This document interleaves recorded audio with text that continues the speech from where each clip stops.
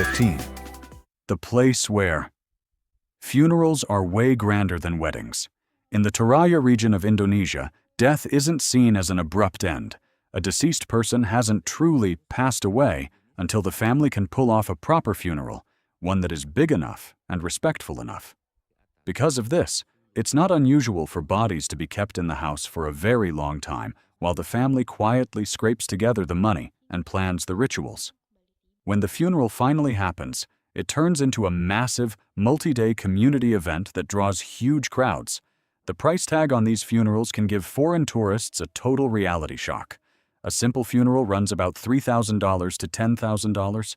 A mid-tier one costs $10,000 to $50,000. And well-off families can easily spend $50,000 to over $100,000, with some exceptional cases topping $200,000.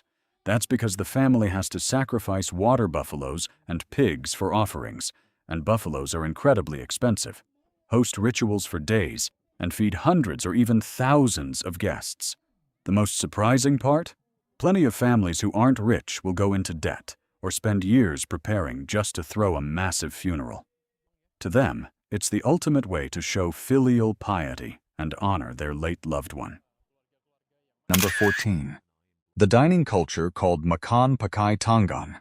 When visiting Indonesia, especially on the island of Java, you'll probably notice a very familiar scene. People sitting on a mat or a low floor, placing a platter of food often lined with banana leaves in the center, and chatting away while eating piping hot food with their bare hands. Eating with your hands isn't just a habit here. It's a core part of the cultural identity. Many famous restaurants in Indonesia still encourage guests to eat with their hands, and some even specialize in this style of dining. But it's not for everything. Indonesians will use their hands for traditional meals like white rice, fried fish, and beef stew. But for dishes like noodles, soups, or Western food, they'll use spoons, forks, or chopsticks just like normal. This is one of those unique cultural touches that sets Indonesia apart from many countries around the world. And number 13. The spellbinding charm of Indonesia's night beach culture. The beaches of Bali possess a magnetic charm where natural beauty blends flawlessly with a free-spirited, laid-back lifestyle.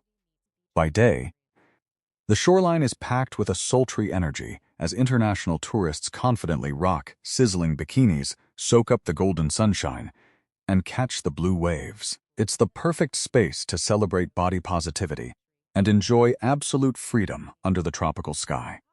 When night falls, that charm becomes even more magical and alluring under the colorful, glowing lights. The music from world-class beach clubs starts to pump, drawing everyone into a mesmerizing world of entertainment. Feeling the warm ocean breeze, guests sip stylish cocktails while dancing effortlessly to the upbeat tracks. It's this atmosphere of pure freedom, the attractive crowd, and the vibrant music that create an intoxicating night beach culture that leaves everyone completely spellbound. Number 12. The wonder of the traditional floating markets in Kalimantan. Imagine a market where the entire shopping experience happens right on the Waterno stalls. No sidewalks, no solid ground. Buyers and sellers meet in the middle of the river, boats bumping against boats, as goods are passed hand to hand over the gunwales. This is the Banjarmasin floating market in Kalimantan, one of the oldest and most surreal markets in Southeast Asia. It has been around since the 16th century and is still going strong today. What sets this market apart isn't just its location on the water. The market gathers at the crack of dawn, around 5 to 5:30 a.m., and is at its vibrant peak from 6 to 8 a.m. If you show up at 9 a.m., the market is completely gone. No trace, no ruins, just a quiet river surface, as if nothing had ever happened. Most of the sellers here are older women who paddle out alone in the middle of the night, bringing homegrown produce and navigating total darkness, with nothing but a small oil lamp hanging from the front of their boats. There are no price tags, no loudspeakers, no honking horns, just the sound of paddles, water lapping against wood, and quiet bargaining whispered in the early morning mist. It's a 500-year-old market that truly lives only in the dark. Number 11. The most isolated tribes in Indonesia. Deep in the jungles of Papua, there are still tribes living completely cut off from the modern world. Take the Korowai people, for instance, who live in tree houses built 65 to 130 feet off the ground and have very rare contact with the outside. They maintain the pristine lifestyle of their ancestors. To them, the jungle isn't just a place to live, it's their entire world. Meanwhile, in the Banten region, the Badu tribe chooses a lifestyle of almost total isolation. They reject vehicles, machinery, footwear, and most modern conveniences to preserve a way of life that is completely in tune with nature, just as it was hundreds of years ago. To even enter the outer areas of this tribe, you absolutely need a local guide to keep you safe. In the village of Lamalera, life will leave many travelers even more stunned. The locals here still practice traditional whaling by hand, using bamboo harpoons and small wooden boats. This isn't a commercial activity. It's a survival tradition passed down through generations. In just one country, you can jump from modern city life, step through traditional culture, and go straight into communities that have remained virtually unchanged by time. Number 10. Bali, the world's remote work paradise. Would you believe that a single visa type could convince tens of thousands of people to abandon their European offices and move to Indonesia for good? In 2023, Indonesia rolled out its remote worker visa, allowing foreigners to work remotely for overseas companies and live long-term in Bali without paying local income tax. Since then, the Canggu area has skyrocketed into one of Asia's biggest digital nomad capitals. Tens of thousands of young professionals from European developers, designers, marketers, writers ditched their cubicles to move here. They aren't millionaires or retirees. They're just people who can work from anywhere with a laptop and a Wi-Fi connection. But this has triggered massive social changes. Rent prices in Canggu have tripled or quadrupled over the last 5 years.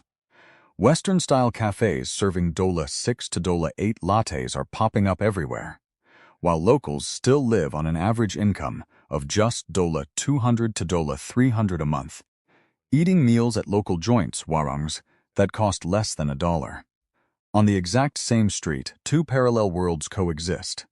One side making around $5,000 a month working remotely, and the other getting by on very low-paying traditional jobs. Bali is no longer just a vacation spot.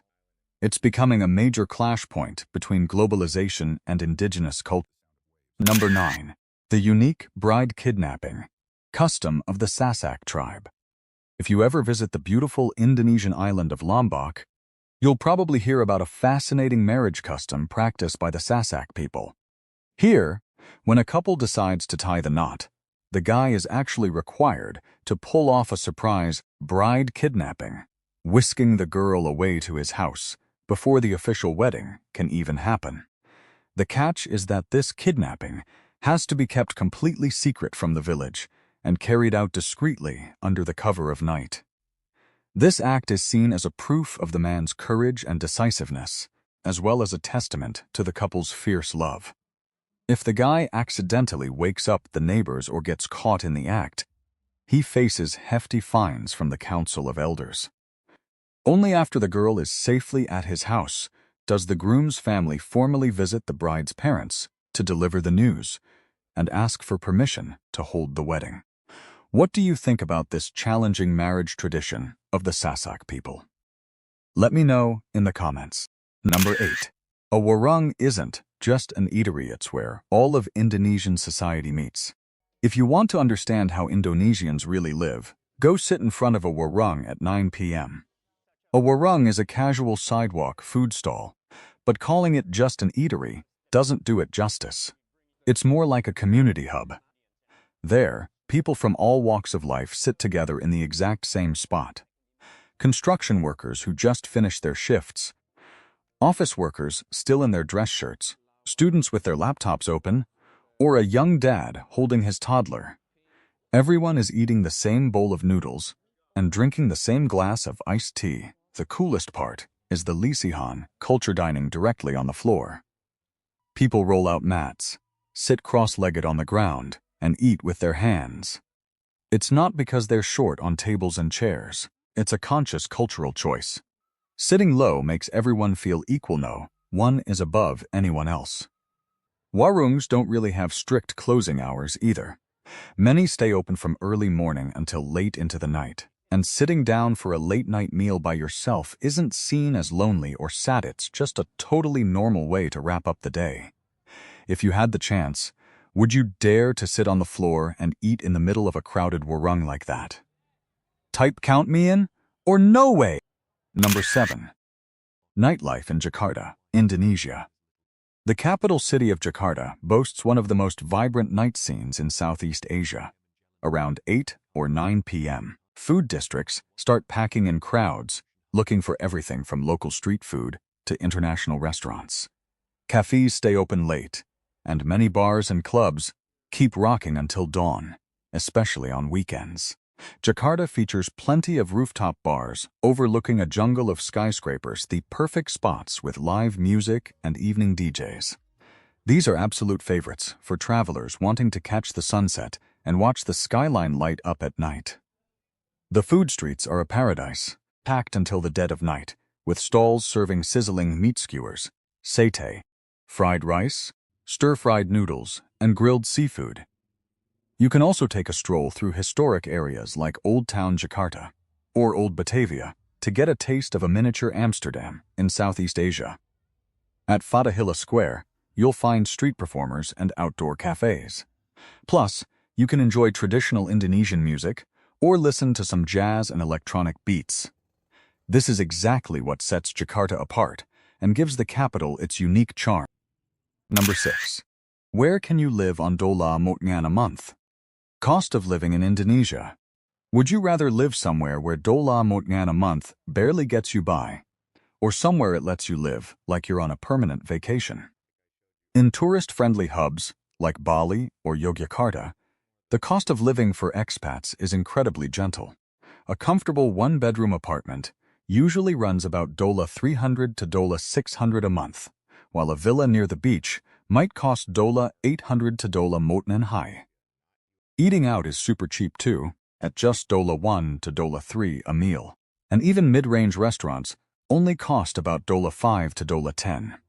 Daily habits like grabbing a coffee won't break the bank either, costing around $1 to $3 a cup. Helpful services like hiring a house cleaner will run you $100 to $200 a month. A massage is about $8 to $20, and renting a scooter is only $50 to $80 a month. Because of this, on a budget of roughly $1 to $6 a month, many expats can live a pretty plush lifestyle, staying in a nice place, eating great food, and still having plenty left over for weekend trips. The amazing thing is that they don't have to downsize their lives. They actually enjoy a better quality of life than they would in many European countries. Plenty of people only plan to try it out for a few months, but end up staying long-term because life here is just so much easier. If you could have this standard of living, would you move to Indonesia? Type yes or no. Number 5. Indonesia has the world's best dish and some seriously bizarre food too. Exploring Indonesian cuisine is a journey that goes from absolutely exquisite flavors to some mind-boggling culinary challenges. On the spectacular side, you'll be won over by rich, slow-cooked rendang beef, which has been voted the best dish in the world, the national fried rice dish nasi goreng, skewers of sizzling satay with savory peanut sauce, and hearty sop buntut, oxtail soup. These dishes are a perfect blend of bold tropical spices that are sure to please even the pickiest foodies. However, this country also boasts unique delicacies that might make many international travelers hesitate. Prime examples come from North Sulawesi, like paniki, bat soup, charcoal-grilled white-tailed forest rat, or Bali's traditional lawar salad, which is tossed with fresh, raw animal blood. This stark contrast between legendary mouth-watering dishes and these psychological food challenges is exactly what makes the culinary culture of this archipelago so uniquely fascinating. Number 4. 5 must-see spots when visiting Indonesia. First up is Bali, the paradise island famous for its temples perched over the sea, lush green rice terraces, and picture-perfect beaches. Next is Raja Ampat, which many travelers call the Maldives of Southeast Asia. The water here is so crystal clear that you can see right to the bottom from your boat. But if you're into the bizarre, head over to Komodo National Park, where 10-foot-long dragons still roam freely in the wild, right alongside a rare pink sand beach. Over on Flores Island, the Kelimutu volcano will blow your mind with its 3 crater lakes that change colors like magic. And finally, there's Kawah Ijen, where blue flames glow in the dark, creating a landscape straight out of a sci-fi movie. Number 3. In Indonesia, being 2 hours late isn't rude, it's the culture. In Indonesia, being 30 minutes late isn't even considered late. Indonesians have a very unique concept of time called jam karet, which translates to rubber time. Time here stretches naturally. A 10 a.m. meeting might actually start at 11 a.m., noon, or even later, and nobody gets stressed or makes a big deal out of it. The funny thing is, everyone knows they're running late, but nobody sees it as disrespectful. In this culture, obsessing over every single minute is sometimes viewed as putting unnecessary pressure on yourself. Life is just more important than the clock. Expats living or working here for the first time usually experience some serious culture shock. But after staying a while, many actually find it a relief, free from the constant anxiety of the clock. Yet, there's an interesting paradox. Indonesians are generally very early risers. Many wake up at 4 or 5 a.m. to the sound of the mosque speakers, and they go to bed early too. They deeply value their mornings. They're just not super strict about appointment time. Number 2. Mind-blowing festivals you can't miss in Indonesia. First is the Bali Kite Festival, layang-layang, during the windy season in July, where hundreds of giant kites, some as big as trucks, take to the skies over the coast as a Thanksgiving ritual to the gods. Next is the Yadnya Kasada Festival in East Java, a dramatic ritual where the Tengger people climb to the edge of the active Mount Bromo volcano to throw offerings into the smoking crater to pray for safety. On top of that, the Vesak Day celebration at the ancient Borobudur temple offers a deeply spiritual experience, culminating in the breathtaking moment when thousands of glowing lanterns are released together into the night sky. Finally, right before Nyepi, Bali's Day of Silence, the Ogo-Ogo Festival rocks the streets with a parade of massive, terrifying demon statues before they are torched to drive away evil spirits. This blend of spiritual colors and grand atmosphere always leaves a lasting impression on international tourists. Would you love to immerse yourself in these vibrant and mystical festival vibes in Indonesia just once? Let me know in the comments. Number 1. The world's most expensive coffee comes from an animal's digestive system. In Indonesia, coffee is everywhere. Sidewalk stalls, night markets, or just plastic chairs set up outside someone's front door. Locals can sit for hours with a single cup, slowly sipping while chatting, watching soccer, or gossiping with neighbors. No rush, no pressure, just coffee and conversation. The traditional brewing style, kopi tubruk, perfectly reflects this culture. Coffee grounds are dumped straight into the glass, and boiling water is poured right on top. No filters, no fancy machines. As you drink, the grounds settle to the bottom, forcing you to sip slowly to avoid getting a mouthful of sludge. But the Indonesian coffee that's truly world famous is kopi luwak, civet coffee. Asian palm civets eat the coffee cherries, digest them naturally, and poop them out. The beans are then harvested, thoroughly cleaned, and roasted. This bizarre natural fermentation process makes it one of the most expensive coffees in the world, fetching up to hundreds of dollars per kilogram. From cheap sidewalk brews to luxury civet coffee, Indonesia has turned coffee into something deeply familiar, yet entirely fascinating to the rest of the world. And that's just a tiny glimpse of the endless surprises waiting for you in the land of 10,000 islands. If you found this video interesting, don't forget to hit like, share, and subscribe right now so you don't miss out on our upcoming adventures. For now, take a look back at our entire list and leave your answer in the comments below. Out of everything we just covered, which fact gave you the biggest culture shock? Was it the painful adult teeth-filing ritual, or the funerals that cost a fortune? Drop a comment below and let me know. I'll be replying to each and every one of you. Bye for now, and see you in the next video.